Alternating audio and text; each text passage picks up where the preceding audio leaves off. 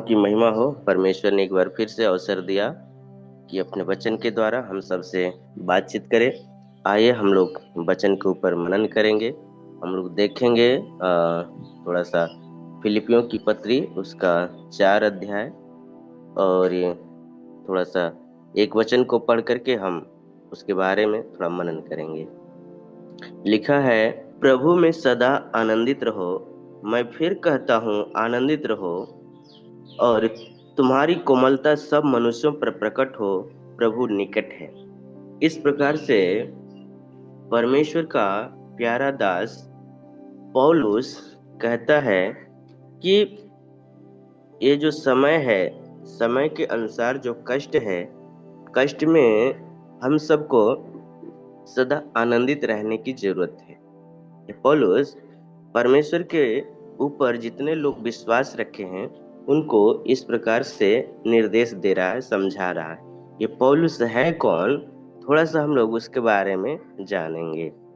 पौलुस यीशु मसीह के 12 चेलों में से नहीं है, परंतु परमेश्वर ने उसका चुनाव अलग से किया, और परमेश्वर ने एक दिव्य ज्योति के द्वारा इसके हृदय को परिवर्तन किया। जब ये दमिश्क के जंगल में हो गया। हाँ भैया, सुनाई दे रही है ना मेरी आवाज? जी विकास हेलो। पे आ रहा है आपका आवाज, अब बोलिए। हाँ, तो जब ये दमिश्क के जंगल में जा रहा था, लोगों को दमिश्क जा रहा था लोगों को सताने के लिए, उस समय परमेश्वर ने एक दिव्य रोशनी के द्वारा दर्शन दे करके, इससे बातचीत करके इसका हृदय को परिवर्तन किया। वहीं पौलुस है और लोगों के लिए कहता है कि अभी तो परमेश्वर के विरुद्ध में खड़ा होता था, लेकिन अब क्या किया है, परमेश्वर के पक्ष में होकर के परमेश्वर के काम को करने के लिए एक जबरदस्त धुन रखा, और यरूशलेम से फिलिप्पी को गया। जहाँ की ये फिलिप्पी है कहाँ? फिलिप्पी यूरोप यूरोप में पड़ता है, और वहाँ एक मकदूनिया प्रांत है। मकदूनिया प्रांत में जाकर, और वहाँ एक फिलिप्पी शहर है, वहाँ पे जा करके परमेश्वर के सुसमाचार को सुना करके वहाँ पर एक कलीसिया को स्थापित करता है। कलीसिया को स्थापित करने में फिलिप्पी के लोग बहुत पौलुस का साथ देते हैं और बहुत मदद करते हैं, हर प्रकार से मदद करते हैं, सुसमाचार को सुनाने में इसके साथ साथ रहते हैं। प्लस इसकी घाटी को पूरा करने में भी फिलिप्पी के लोग इसके मदद करते थे, आपस में चंदा लेकर के इसको चंदा को देते थे, और ये जगह जगह जा करके उस चंदा के माध्यम से कभी अपने खाने के लिए, कभी नाव का भाड़ा, कभी रास्ते का भाड़ा, इस प्रकार से क्या है कि दे करके उस पैसे का इस्तेमाल करके, उस चंदे का इस्तेमाल करके परमेश्वर के सुसमाचार को सुनाता था। और एक बार हुआ क्या है कि काफी दिन बीतने के बाद पौलुस, उस समय रोम सरकार थी, रोम सरकार मसीह के विरुद्ध में खड़ी थी, और मसीह के विरुद्ध में खड़ी होने की वजह से पौलुस के ऊपर बहुत बड़ा सताव हुआ। क्या कि ये इसको, पौलुस को पकड़ करके रोम में इसके जेल में कैद कर दिए। जेल में कैद करने के बाद इधर पौलुस जेल में कैद है, और उधर फिलिप्पी शहर की जो कलीसिया है, जो पहली कलीसिया को पौलुस ने स्थापित किया था, उस कलीसिया में कुछ झूठे शिक्षक आकर के गलत गलत शिक्षा को देना शुरू किए, और इस बात को प्रेरित पौलुस को पता चला कि कलेसिया में इस प्रकार की शिक्षा दी जाती है। वो बहुत थोड़ा थोड़ा अंदर से दुख हो गया उसको। फिर भी वो जेल में रहने के बावजूद भी एक पत्री को, तत्काल पत्री को लिखता है फिलिप्पी लोगों के लिए, और कहता है कि मैं इधर से भी सताव में हूँ, और उस कलेसिया के इस समाचार को सुनकर के भी मैं बहुत दुखित हूँ।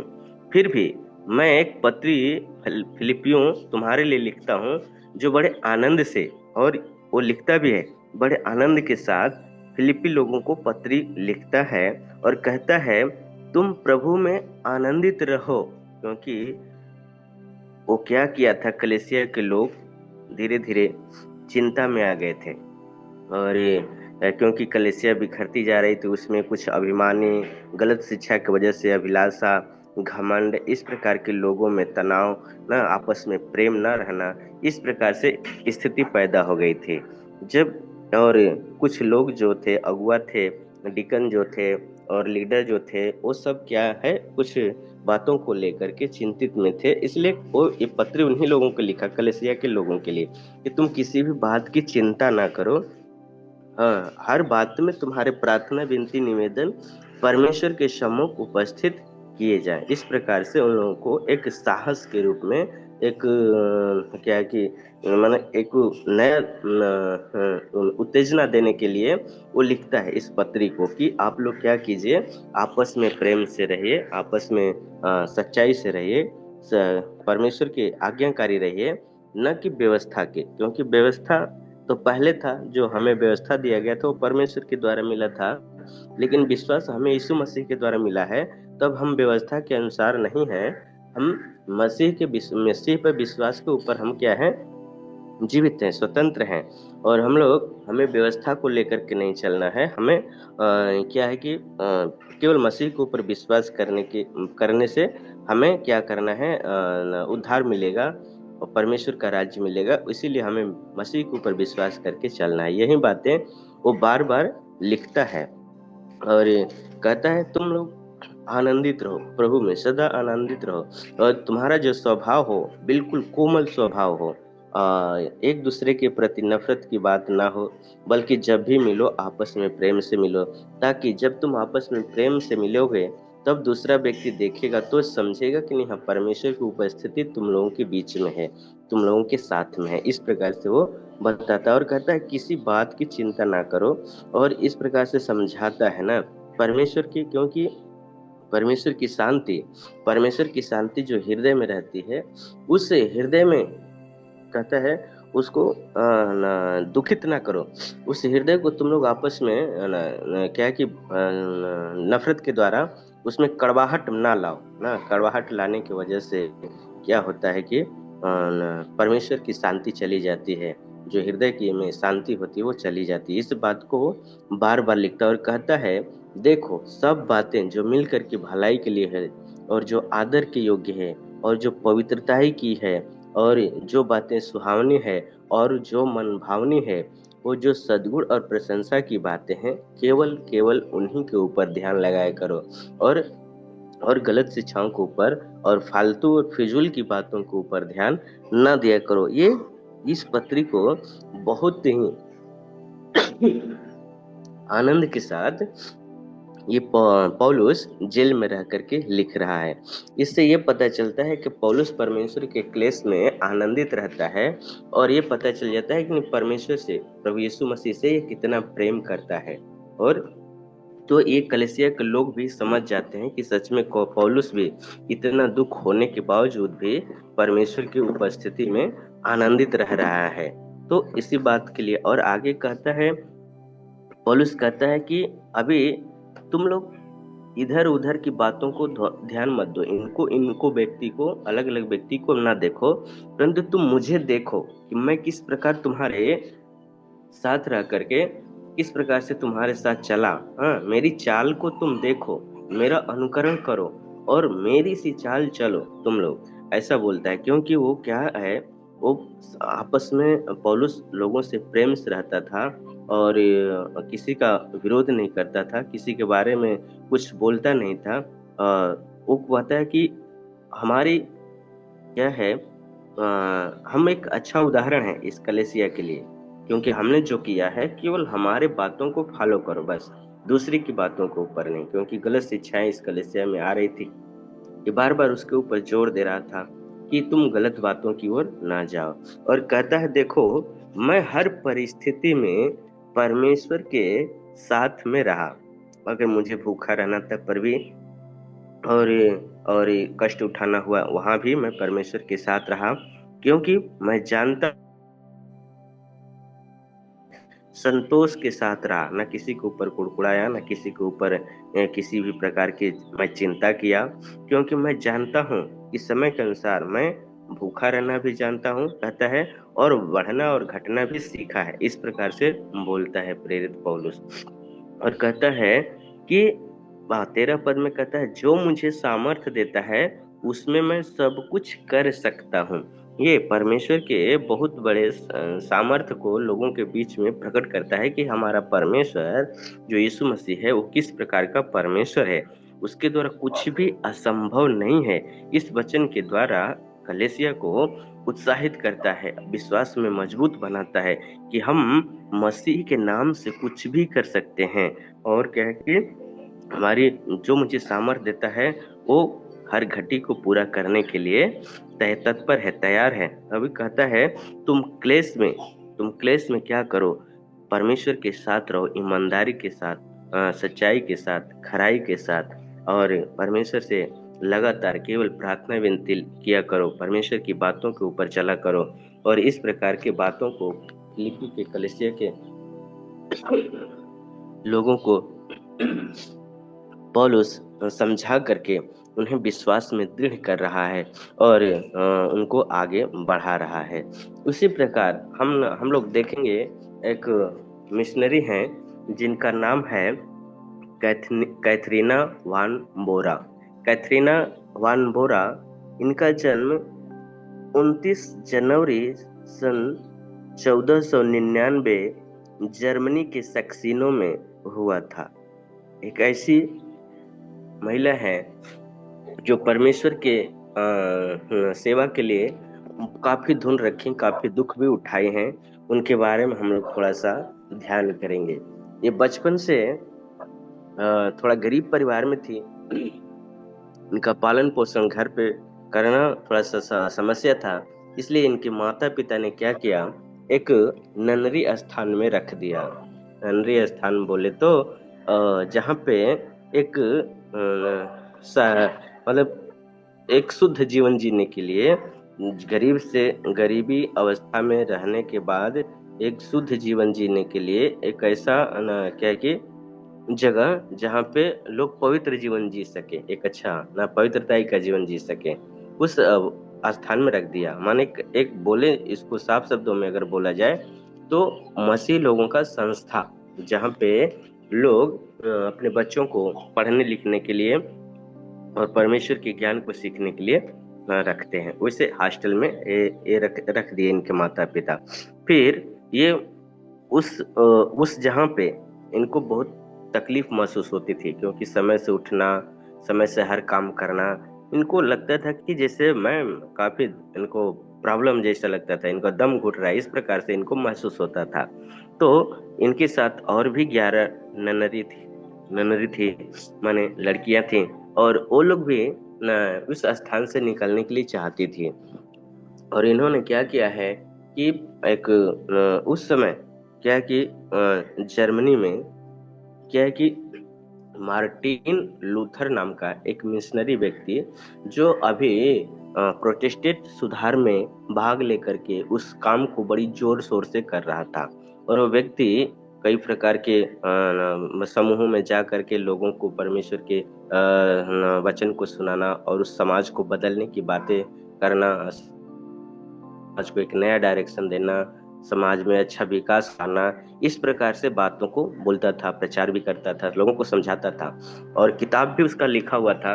तो ये बातें इनके कैथरीना वान बोरा के पास किसी भी तरीके से पहुंच गई। इन्होंने क्या किया कि अपने एक बार इनके हॉस्टल में मछली बेचने वाला, मछली लाने वाला जो गाड़ी होता है, उस गाड़ी में क्या किया है कि लोग इनको मछली देने के लिए लाए हैं। तो मार्टिन लूथर साथ में थे, गाड़ी लेकर के आए। उसमें इनसे बातचीत हुआ कि मैं इस स्थान से निकलना चाहती हूँ, आप हमको निकालने में मदद कीजिए। बोला ठीक है, मैं तो निकाल दूंगा। तो अभी ये बोली कि मैं अकेले जाना अच्छी बात नहीं, हमारे साथ अभी 11 लोग हैं, उनको भी साथ में लेकर के जाना है। और क्या किए कि अगले दिन इन्होंने क्या किया है कि इनको लेकर के 11 और ननरी को लेकर के उस गाड़ी में बिठा करके लेके शहर में चला गया, और उधर जा करके मार्टिन लूथर युवा अवस्था के थे, बाकी सब लोग युवा अवस्था के थे। उस समय प्रोटेस्टेंट सुधार आंदोलन में जबरदस्त तरीके से इन लोगों ने काम कर रहा था और इनकी जिम्मेदारी बन गई थी कि जैसे 11 लोगों को मैं हॉस्टल से लेकर के आ गया तो इनको कहाँ रखा जाए। इन्होंने हर एक लोगों को क्या किया, शहर में रूम खोजा और इनको रूम दिलाया, अच्छा से शिफ्ट किया और लोगों को, बाकी लोगों को अपने साथियों से शादी भी करवाया। लेकिन जब कैथरीना वान बोरा का समय आता है तो ये जो मार्टिन लूथर थे बोल रहे थे कि अभी हमारे दो दोस्त हैं, उनसे आप शादी कर लीजिए। लेकिन इन्होंने कहा मुझे शादी सिर्फ आप ही से करना है और बाकी किसी से नहीं करना है। ये बहुत शर्मिंदा हो रहे थे कि ऐसे ननरी से शादी करके मेरा समाज में क्या छवि खराब हो जाएगा, लोग मुझे किस दृष्टि से देखेंगे। वो इस प्रकार की विचारधारा में थे, लेकिन इस बात को अपने पिताजी के पास रखे। जब अपने पिताजी के पास रखे तो उनके पिताजी कैथरीना वान बोरा से शादी करने पर राजी हो गए। उसके बाद इन लोगों ने शादी किया। उसके बाद समाज में एक प्रोटेस्टेंट सुधार आंदोलन में जबरदस्त तरीके से कैथरीना वान बोरा ने मार्टिन लूथर का साथ दिया और बहुत इनके दुख सुख में साथ रही हैं, हर परिस्थिति में साथ रही हैं। और हुआ क्या कि इनके क्या कि एक बार की घटना थोड़ा सा हमें पढ़ने के लिए मिला है कि इनके 6 बच्चे हुए थे, जिनमें से 2 क्या एबॉर्शन हो गया था, गर्भपात हो गया था। और उस परिस्थिति में भी परमेश्वर से ये प्रार्थना करती रही। और एक बार हुआ क्या, काफी समय के बाद इनके पति मार्टिन लूथर का मृत्यु हो जाता है। मृत्यु होने के बाद मार्टिन लूथर का ये बहुत टूट जाती हैं और इनका घर पे, क्योंकि इनकी शादी में मार्टिन लूथर और इनका एज देखा जाए तो सीधे 15 साल का अंतर था। तो 41 साल, 40 और 41 साल के थे मार्टिन लूथर साहब। और ये कैथरीना वान बोरा केवल उस समय 25 और 26 साल की उम्र में थी। और इस तरह से उनको एक्सपायर जल्दी हो गया। जब वो एक्सपायर कर गए, इन्होंने अपने बच्चों के साथ घर परिवार में रहना शुरू किया। लेकिन उस स्थिति में उनका घर चलाना बहुत मुश्किल हो गया था, ये टूट चुकी थी। और इन्होंने क्या किया, अपने घर को छोड़ करके दूसरे जगह पर जा करके रहना शुरू किया और उस बच्चों को संभालना पड़ता था। और काफी समय के बाद इन्होंने बीमार हो गई और बीमार होने के बाद और क्या किया है कि 20 दिसंबर 1552 में इनकी मृत्यु हो गई और ये परमेश्वर को प्यारा हो गई। इस प्रकार से इन्होंने कैथरीना वान बोरा ने परमेश्वर के काम के प्रति ये मार्टिन लूथर के साथ एक सहयोग दिया है। समाज को सुधारने में सहयोग दिया है, समाज को आगे बढ़ाने में। हर परिस्थिति में उनके साथ रह करके, दुख सुख को सहते हुए हर परिस्थिति को में उनके साथ रह करके एक समाज में नया परिवर्तन क्या है कि लाने में बहुत मदद की है। इनके जीवन से हम लोग यही सीख पाते हैं कि अगर अपने जीवन में कुछ करना है तो इनके जैसा कष्ट और दुख को उठा करके ही गुजरना पड़ेगा, क्योंकि बिना कष्ट उठाए किसी भी प्रकार का काम को कोई नहीं कर सकता ना। इनके जीवन से हम यही सीख पाते हैं कि जिस प्रकार इन्होंने कष्ट को उठा करके मार्टिन लूथर साहब को अपने पति का साथ दिया, वैसे ही हमें भी एक दूसरे का सहयोग ले करके दे करके उनको समाज में आगे बढ़ाना, समाज में उनको ऊपर ले करके आना। उस समाज में अगर अच्छा काम करने वाले हैं कोई तो उनको साथ देना। इस प्रकार से हम लोगों को भी फर्ज होना चाहिए, क्योंकि ये परमेश्वर का एक अच्छा दास बन के रही हैं, आज्ञाकारी बन के रही हैं और हर परिस्थिति को अपने ऊपर, हर कष्ट को अपने ऊपर लेकर के चलना सीखी हैं। हमने इनके जीवन से यही सारी बातें सीखी है। आगे का समय हम सर को देते हैं। थैंक यू विकास भाई। आइए हम प्रार्थना करेंगे। प्रेमी दो प्रभु तेरे पवित्र नाम धन्यवाद है सुंदर समय के लिए, सुंदर दिन के लिए प्रभु। हम सभी को सुंदर समय दिया तेरे वचन को ध्यान करने के लिए, इसलिए आपको धन्यवाद देते हैं। विशेष प्रार्थना करते हैं जो मिट्टी में जितने भी जुड़े हुए हैं सबको आशीष कर कृपा कर, उनका हारे के चाहत को, हारे के सोच को प्रभु पूरा कर। प्रार्थना करते हैं आने वाला समय प्रभु और बहुत कोई प्रभु इस जो मीटिंग में जोड़ पाए और तेरे वचन को सुन पाए। आज का दिन को तेरे हाथ में सौंपते हैं प्रभु। आज के दिन में प्रभु हर एक कामों को आशीष कर, सबको सहायता कर। इस प्रार्थना यीशु मसीह के नाम से मांगते हैं, आमीन।